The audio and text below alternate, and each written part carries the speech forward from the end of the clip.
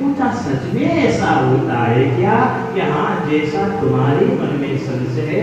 मैं अभी कथा सुना रहा हूँ, आपके घर में शिव महापुराण हो तो विद्येश्वर संहिता का अध्याय नंबर 4 को आप इसको खोल करके देखना, पढ़ना, बड़े विस्तार से वहां पर वर्णन किया हुआ है। और ऐसे बताते हुए कहा है कि सारी जितनी भी तपस्याएं हैं, तपस्या सतयुग, द्वापर, त्रेता तीनों युगों में कहीं यज्ञ का, कहीं तपस्या का उसका विशेष महत्व था। किंतु कलयुग के अंदर तो श्रवण, कीर्तन और मनन का महत्व है। और ऐसा कहते भी है ना, तपस्या वर्ष हजार की सत्संगत घड़ी एक है और कोई बराबर नाथ। 1000 वर्ष की तपस्या हो और एक घड़ी का सत्संग हो तो उस 1000 वर्ष की तपस्या से बढ़ करके फल देने वाली है वो सत्संग है। बोले संत भगवान की। तो यहाँ पर आप जैसे आप यहाँ पधारते हो ना, ये भी आपकी तपस्या है, इसलिए आपका यहाँ पर पधारना होता है। एक समय वेदव्यास जी महाराज हिमालय में गए और हिमालय में जा करके बद्रीनाथ से भी आगे गए।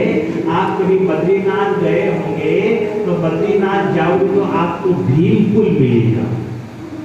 पुल में समझते हो, यदि पुलियो देखियो पानी में घड़ा ही पुलिया है, कोई कमी थोड़ी, हम कोई पानी वाले कम थोड़ी है। तो हमारे अभी यहाँ की कथा चल रही है शिवाजी नगर में, तो हम रोज पुलिया पार करके जाना होता है। तो वहाँ उसी पुलिया के किनारे पर भीम पुल के पास में एक समय सरस्वती का परम पावन नदी है। तो वही जहाँ पर आप बद्रीनाथ जाएंगे, कोई बद्रीनाथ भगवान की। एक बात और को, जो बद्रीनाथ धाम है ना, वो धाम भी महादेव जी का ही था। जिसका था महादेव का था, वो तो पर्वतों में रहने वाले महादेव जी का ही वो धाम था। किंतु एक बार लक्ष्मी जी नारायण के साथ में जैसी भ्रमण करने गए, आप कभी द्वारका गए होंगे, जगन्नाथपुरी गए होंगे, समुद्र के किनारे बम्बई कभी गए होंगे, वहां पर कभी सर्दी पड़ती ही नहीं है, वहां गर्मी ही गर्मी रहती है।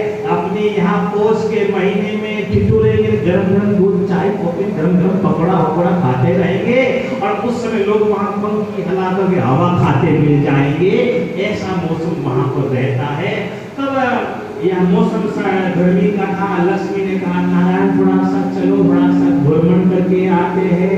तो जैसे भ्रमण गए बद्रीनाथ, यहाँ पर जो वर्तमान में बद्रीनाथ है वहां पर गए, जाकर देखा अरे ये जगह बहुत ठंडी ठीक है, बर्फ के जैसी ठंडी है, तो यहीं रह जाकर तो दे रहे कैसे। ये तो घर दूसरा मेहमान आए तो 1 दिन 2 दिन 5 दिन 7 दिन 10 दिन बाद में तो 10 के बाद में कहेंगे बस पकड़ो अब तो जाओ।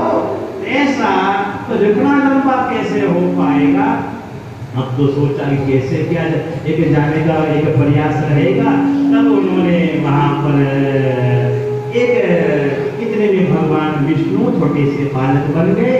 बालक बनकर के रोने लगे। पार्वती मैया ने कहा भाई माता बहनों ने सामने कोई भेजा, कोई लड़का रो रहा है तो तुरंत उसको फटाक्षा, फिर माँ कहाँ है फटाक्षा उससे बात करेंगे। अरे महादेव ने कहा कि घने काबो रोता रहे पार्वती को अपन नहीं काबो रोवे इस जंगल में उठाए प्रो और मैंने लेन आई गोदी में बैठायो और महादेव को ध्यान रख के तुम इन्हें गोद ले लियो। ठीक ठीक कुछ नहीं है। जैसे शाम के समय फिर महादेव पार्वती भ्रमण करने के लिए निकले और बीच में नारायण जो बालक बने हुए थे और वो तो 1 घंटे भी बड़े हो गए। बड़ा होकर के अंदर से चूड़ी लगाई